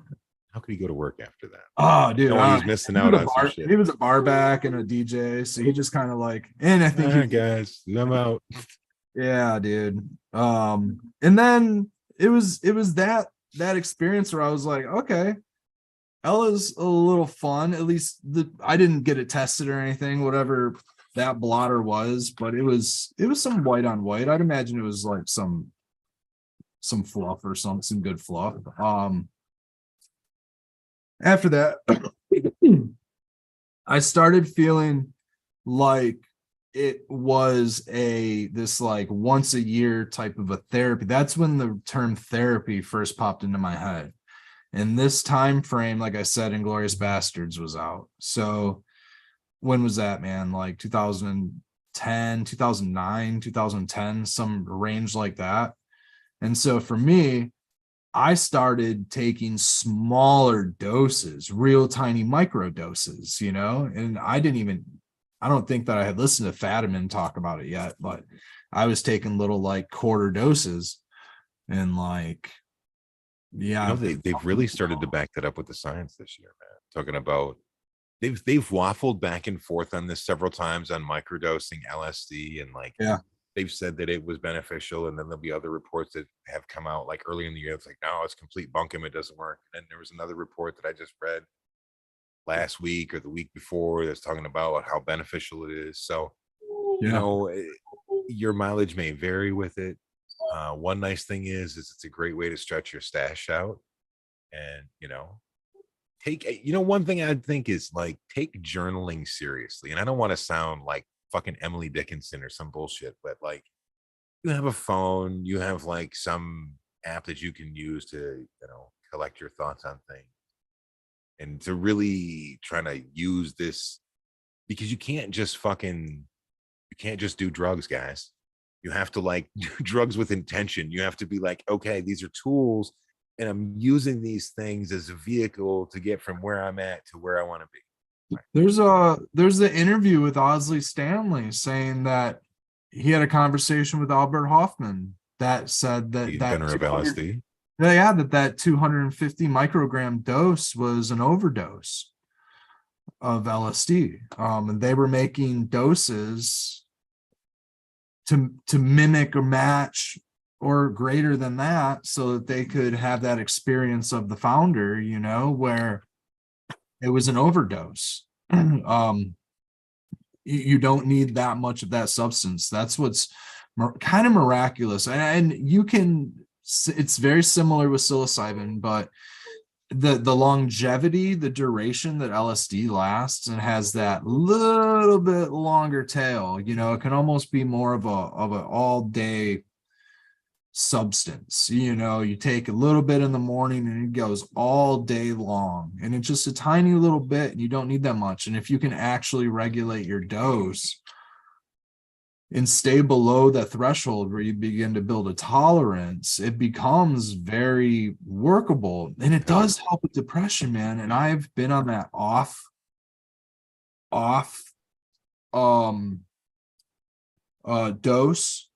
day dosing for like, dude, weeks, and I'm feeling that sluggish rundown. Yeah. Have you taken your other mushrooms too, like the turkey tail and any of those? You've discontinued that?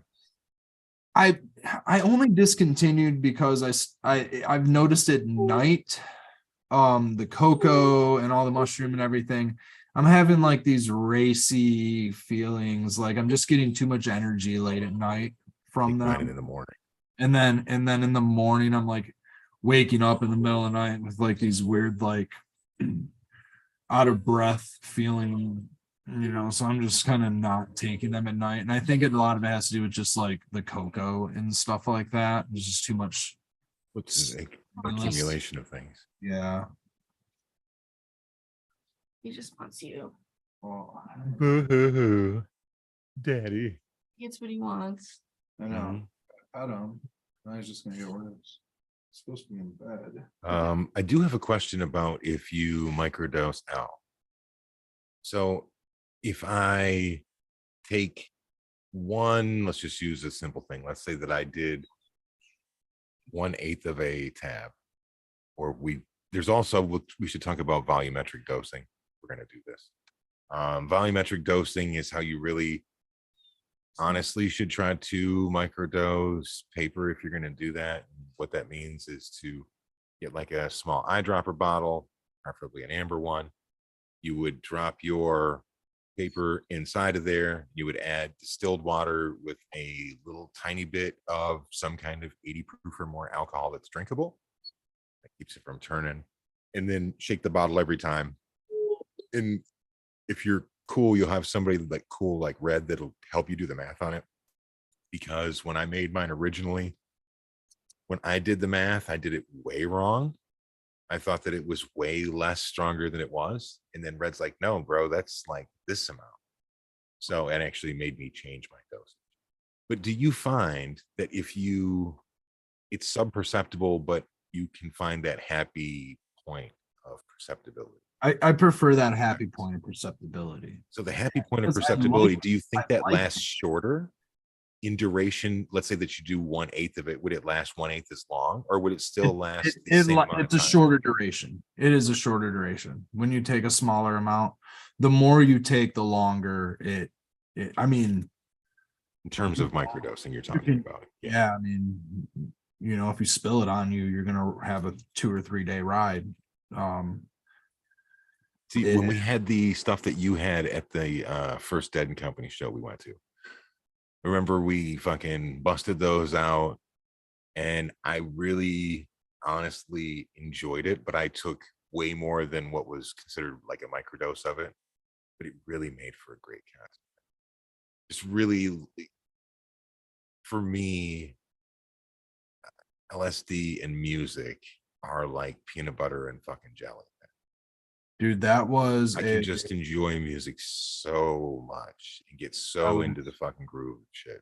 that was this beautiful bottle that had Remember Mr. Tenstrip at the last show we went to? Mr. Tenstrip was fucking dancing for 3 goddamn hours nonstop. Yeah, dude. He was Yes, like sir. 70 years old, man. Yeah. Oh yeah. Reminiscent of the 2 older gentlemen in front of me on the the bus in Chicago, where I watched these 2 old guys tear 10 each off of a sheet and inhale the 2 things. Wow. Yeah, right, guys. And then they just went wandering off into Chicago after we parked. They didn't go anywhere along the path of everybody else going towards Wrigley. They had their own adventure to go on. So I was like, all right. Having obligations and things, I think that all those things are what put There's me Rick. in that setting mindset. Because I got into that pace of microdosing and staying on a regimen and a schedule. No particular regimen or schedule, one that I kind of made up or make up as I go, but nonetheless, like You sometimes feel just like I should do that today. yeah, usually Been a it's few days I like should do show that. nights and things like that. I would just to like conversation, sociability, things like that. Whereas and then sometimes a lot more structured where it'd be like, every day for like 2 weeks or something. And I would include these higher doses in that because of tolerance. Tolerance would come into play, and I'd take like an earlier dose. We just had a long day of just like garden work and being in the sun all fucking day. I would like microdose all day because it would like help me push through days where I'm like more busy doing other stuff, going to the farm, doing other things, it'd be much more of a later in the night thing, and I might take a higher dose in the evening or something. So I was getting a little too used to the higher dose realm, that now that like I'm not dosing as regularly, just for wanting to like lower my tolerance and some things like that. I'm hitting those higher dose realms at a lot smaller of a dose, and I'm not used to it either. So I have a question about that. Now I'm wanting to back off on how frequently I hit those higher dose realms and only do it like more or less like once every few months. Go ahead. What's the question? So the question is, let's just focus on one symptom, one thing, right? When you hit your happy dose, what effect does that have on your internal dialogue? Does it decrease it? Does it make it more positive? Does it make it less anxiety ridden? Does it make it more positive, rah-rah self-talk? Does it have any effect whatsoever? Yeah, it does. A In lot of what way? all of those things. There's probably more negative self-talk, more fears, more irrational fears. I think that my rationale comes through a lot more when When the dose is right. Okay. I started watching the news again a few weeks Maybe ago. you got to be careful with that. I've had to bounce off. My anxiety started going up again, dude. Because it's on YouTube And now. yeah, there's news on YouTube, and just like, I don't know, man. I don't want to say world events. It's not so much world events, but it's like past events or things that are out of my control, or things that like You decisions already hit the that, like, nail on the head right yeah, there, bro. yeah, like decisions I've made that like maybe I regret, or like like things that like start challenging my thought process start coming up. And I don't know if microdosing or dosing or like getting back into a regimen is the correct path. I'm going to try that, but the last time I tried to like microdose, I don't know, it wasn't even that high. It wasn't even a higher dose. It was just like, Dose be damned. Who cares what the dose was? What was the effect? the effect was just more of a challenging effect. But but there's nuances to this. There's variables that I'm not discussing, and some of those variables are There's always variables. cacao, Cacao. the lion Cadmium and lead in the cacao, right? turkey tail combination with the cacao Mhm. and the grapefruit. Well, we know Are you that taking any cordyceps? No, but I think that the grapefruit. Now, there's something that has grapefruit and MAOI inhibitors. If you're taking MAOI inhibitors, you're not supposed to take grapefruit. There's also, if you're taking MAOI inhibitors, you shouldn't take psychedelics. So I'm curious if there's more of a reaction between psychedelics and grapefruit in the sense of serotonin than what we're thinking is just pH, vitamin C, the trip killer wives' tale. We're tiptoeing around somewhere. So maybe this is a deeper conversation that has more to do with an actual chemical reaction in the serotonin pathway, the 5-HT receptor, and your ability to like uptake serotonin, or the grapefruit enhances the ability to uptake through that receptor, or I don't know, man, I'm spitballing. But yeah, You're the science. I'm the polarity. Forgot about that, but that hit me the other night. So that's what got me into a Quality joke right there. after I took the.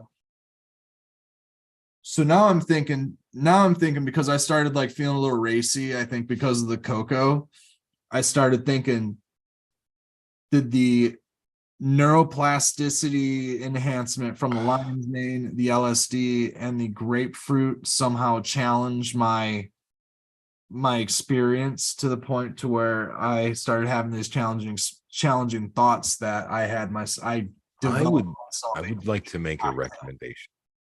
and it's something that you could do the next time that you have one of these challenging issues, or it's something you could do proactively now. I know it's not the most pleasant thing in the world, but is there any way, if you and Becca used your old banger, since you got her that spiffy new Ruby setup, could you put an old banger on and then do like a mix whip where you take some concentrate and then some of that CBD, where you can Yeah. make like a 1-to-1? Or would you be willing to just straight up have a shitty banger that you could use CBD isolate just to take a quick knockoff to see if it'll knock fucking the internal dialogue down, either in its intensity or its frequency, one or the other, if you can have some kind of positive effect? I mean, this isolate is clean. Yeah, I have a COA. Does it have a flavor? It shouldn't, right? Oh, dude, it's powder white. Like, it's nice stuff. I'd try it out. I gotta fucking try some of that shit, man. I'd try it out. Yeah, it looks like fucking baby powder, man.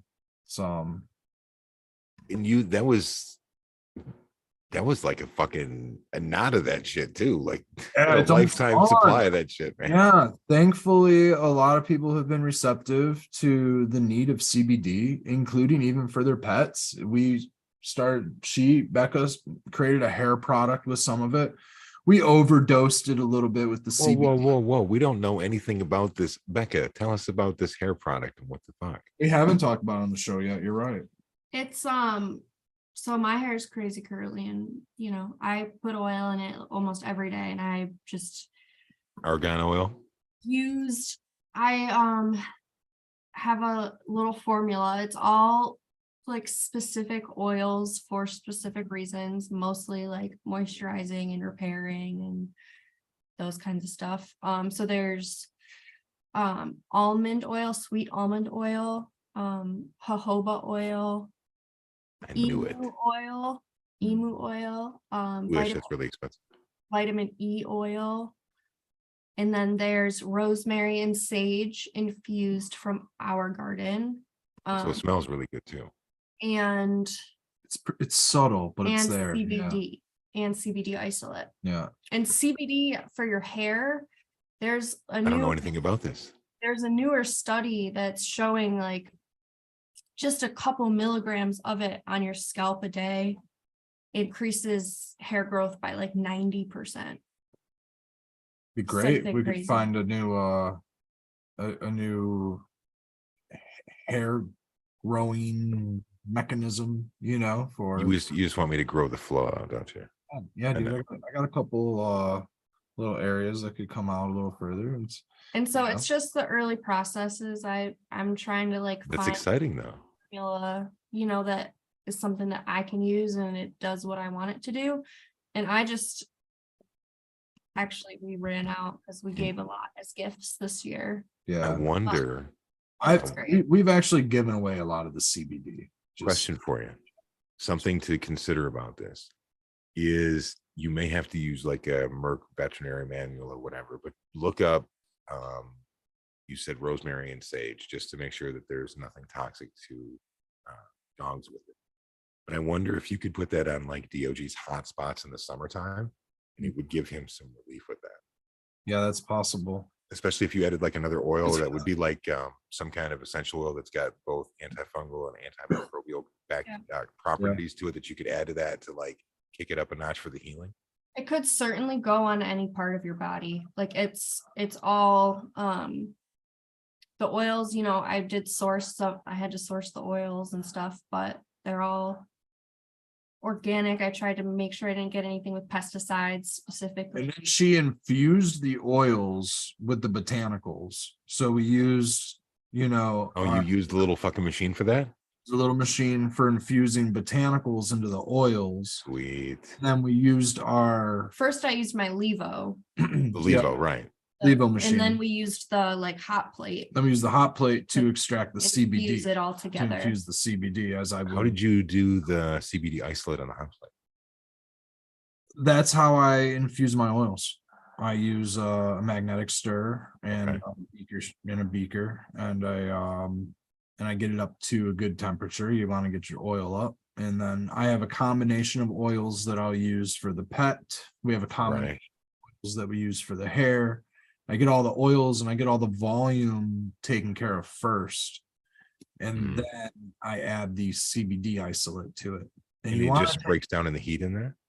well, it helps dissolve it into the, it helps it dissolve it into the carrier. Yeah. Fuck yeah, man. That's cool. So yeah, and then I let it run until it's dissolved. You know, I let it run for about a half hour. You don't want to go above like 250, 300 degrees. I keep it at like 150, You don't want anything to smoke. a lower temp, and I just let it dissolve for about an hour, and then I give it the good old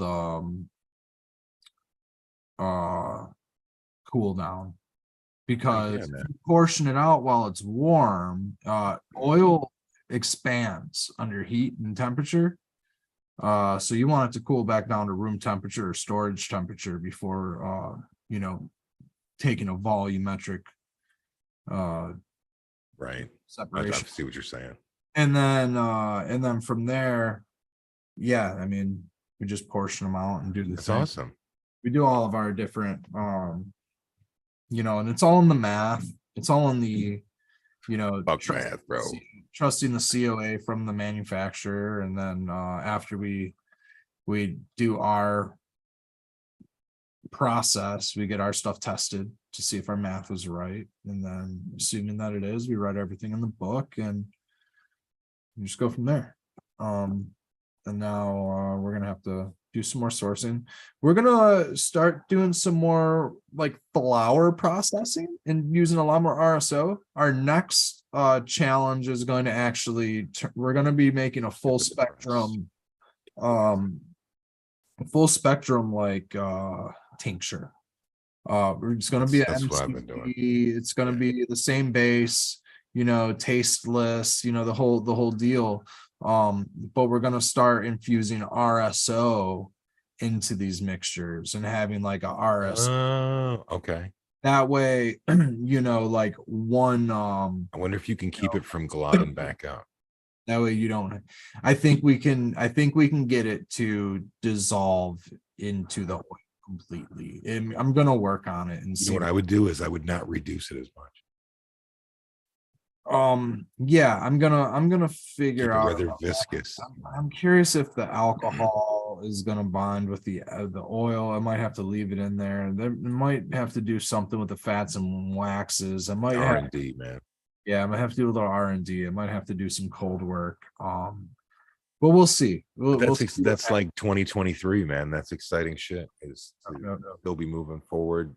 Spartan told me this week that he has my cut that he took of GG4 for me. So I gotta Awesome. head back down his way and pick that up rather soonish and get this going again. Because that's, you know, I really want to grow my own plant medicines this year. I was saying earlier, man, that I would love to be able to make a bunch of different tinctures. You know what I mean? Yeah, dude. Yeah, it's I do, yeah. But in like Sacred in chat just said cheers, Sacred. Sacred guards talking about using lavender, pine, citronella. You know, I cut some tips off of a juniper tree. I know this sounds really weird. I took some tips off of a juniper tree and I threw them in my fucking dehydrator. And I dehydrated the shit out of these things until they were like fucking crispy, dusty, dry. okay. And then I took them and I put them in my stone mortar and pestle. And I took some Saigon cinnamon and I added that shit in there. And I started mixing it around. Nice. I like where you're going with this, I Skilbo. said, this smells really fucking good, man. And then what I'm going to do is Smoke it. I just take some out. No, take some out and I roll incense cones and then put them back inside of the dehydrator and dry those out at like a nice low temperature and shit. Then you got like the aromatherapy going on with it, smoking joint. You know what I mean? I got the topical game is on point. I would still like to take it further still. And I'd like to find more things that I can add to the mix. I'd really like to focus going forward on creating a couple of distinctive, like I was saying, recipes. I'd like to have the inflammation one. I'd like to have an anxiety one. I'd like to have a warming one, just to try to help people help themselves. And that's what all of this shit's about. That's what the shows are about. That's what trying to learn more knowledge about these plants and their medicine and the properties of healing that they hold for us, and just keep growing, not just physically, but also, intellectually. Frankincense and myrrh is fucking fantastic, man. Yeah, and You I'd want to like add some other shit? Check out cedarwood. Check out arnica. Arnica is fucking awesome for like bruises and shit like that. Get some arnica oil. the a lot of those have alpha pinene in them, which is, I think there's a lot more to these synergies, right? And maybe even the cannabis The goes. word I should have used a minute ago was the synergies and how this shit all plays together. Yeah, played, sir. that's what it is. It's a synergistic. That's what the grapefruit in the LSD and the lion's mane and the psilocybin, Symbiosis, man. right? And the cannabis nuance in eating too many fucking chocolate chips while trying to set a good set and setting might be a bad idea. It's the synergy. Yeah, dude, all of a sudden those chocolate chips kick in and it's a little bit too much stimulant than I need when I'm, mind over mattering through space and time. The cannabis, maybe that is challenging my mechanisms too much, even though I have what I appear to be such a tolerance to it. Maybe when my perception is heightened, maybe that tolerance dissipates and goes away, and I do become far more susceptible to the effects of cannabis. Yeah, sometimes a dab makes it a little overwhelming for me, the mushroom experiences, so I feel that. I don't know. I used to be a big one to, we have 2 or 3 rolled and ready. And then I got away from doing it. And I just used like the 45 minutes or an hour or whatever it is. I use that as a time of like personal reflection, intention. What are you looking for? What are your questions about? What are you seeking information about? I make it sound like Miss Cleo and shit, but it's really not. But you know what I mean. Use that time for that. Don't let yourself, again, with the distractions. Going back to that internal dialogue, I forget that a lot of people struggle with that. I don't. This probably sounds weird, but I don't chatter to myself all day long, but I've meditated for many, many years. But I know that can be really, really tough. And this can be a really, really tough time of the year, man. Some people, when they look back, they don't look back happily. They look back with regret. Maybe this has been a year of loss. Maybe this has been a year of struggle. And you know what I mean? And you're in the middle of the tunnel rather than fucking seeing the light at the end of it. And it's hard to keep going. And sometimes, that can lead you down a really, really dark. And, you just have to fucking keep passing the open windows. New Year's for my family was always celebrated by celebrating my grandfather's heavenly birthday, his death day. And so New Year's for my family has always been a time of change, that and it's been something that has I've seen firsthand. I didn't experience my grandfather. I didn't get a chance to meet him, but I know of the love, and I know of the change that happens come the first of the year. Everybody celebrates differently, right? And so celebrate every day. That's kind of I'm gonna spread that joyous love that I know that Sadhguru's trying to spread with his Save the Soil campaign, and I also we're back here trying to save soil. So I'm on that dude's side, and I'm gonna shout whatever he's trying to say. Enjoy each day, man. It's been a beautiful one with all of you guys tonight. I'm really glad we got a chance to come back and have a fun little show and talk about the ins and outs of mind work. It's important to love yourself. We got like 5 minutes left, but I just want to ask chat. What do you guys think of the show? What do you guys think of the topics? What do you guys think of all of this? Obviously, you're digging it because you're here, but you know, it's nice for us to be able to get feedback as well, to be able to keep doing the kind of shows that you want us to. We've always played it fast and loose. This has become like the new late sesh for me and Red. You know, we picked up a lot of people on the Monday night show, but this is like the true late sesh. There's no like real rules on this shit. No rules. I'm glad we can talk. I'm glad that the channel still exists. You know, YouTube. Yeah, exactly, man. Dig our. It's a nice umbrella that we all get to hang out underneath on some Thursday nights. Or at least everybody digs our presence enough not to flag us. So I appreciate that. Well, I'm appreciative of everybody. I'm also appreciative of the rare ones. Yeah, man. It's been a great year, and like having everybody on from you know, is Vicious and Raptor Third and Eye. Third Eye and Captain 420 and everybody else. We've had some guests on here. We have had some guests on here, and I think that we might even have had one or two more that I might be missing out on. I know. I am. Definitely having a brain fart. I think it was this last year. Becca's new on it, yeah. So we're almost rolling 2 years. I think we're gonna come back with this next year as like season 2. Season 2. Yeah, after a couple years, we're gonna finally roll into season 2, guys. I'm not gonna make any kind of crazy announcement about it or anything. It's just gonna be a thing, right? It's gonna be a new thing, yeah.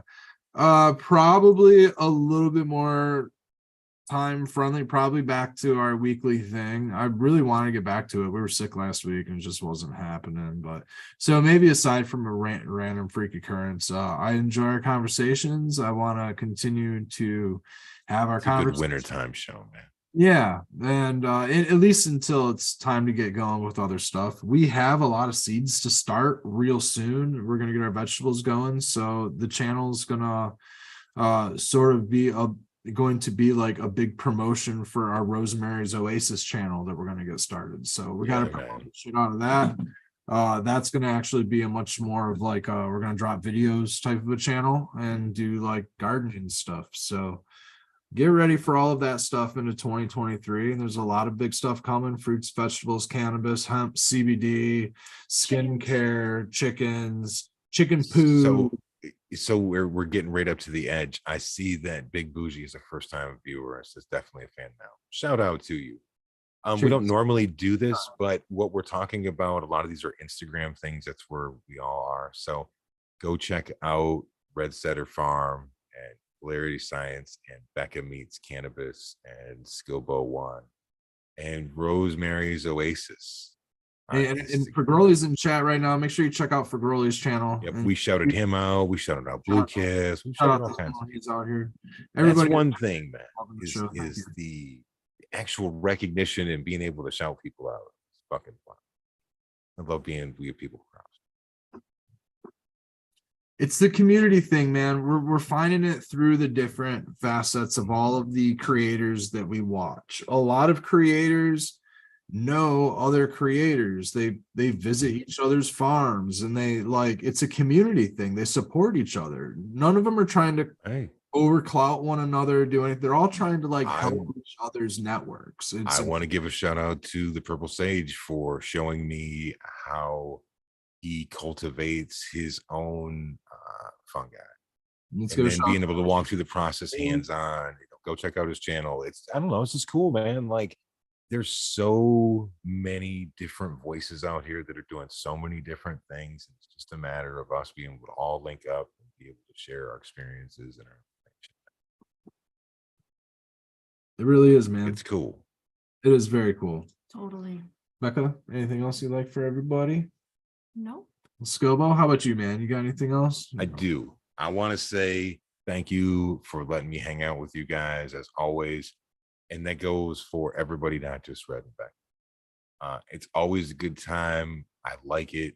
I like being able to kind of be more free flowing on here because I think that's when it's at its best. Is when Red is on one and we're going somewhere and we don't know where we're going yet, but we're getting there. And then we're always, if you go back and watch these episodes, it always seems like we don't know what the fuck we're talking about, but we almost always are able to bring it full circle somewhere in like the last 7 minutes or so, man. And then it's like, oh shit, it kind of all did make sense. We didn't take it back around to music or anything, but we did bring our conversation back around a couple times to the Callbacks, baby, callback. and some You things brought which it back at like the very end. yeah, And you just brought it back just now, so we did. I do. Yeah, There we go. it was intentional, but now I'm thinking about who would have probably brought it back to the music. It's an intentional thing. I know it's just, so. Anyways, I really do appreciate everybody who pays love, show support. Please like, subscribe, share, pass a doobie, pass the information. Come back next Thursday at 10 p.m. Instagrams, and shout out Michigan Bros Grow Show because they're a big, huge part of this too. I really appreciate you all. One love. Thank you all so much. That's Have a not great what you night. pressed. It's This not is what you not what I pressed. promised. No, oh, that would leave the YouTube in. It would just, we'd be just in a perpetual loop for the night. Yeah. All right, everybody. Peace out. Rock and roll. I said Peace. rock and roll. See, It's love and hair.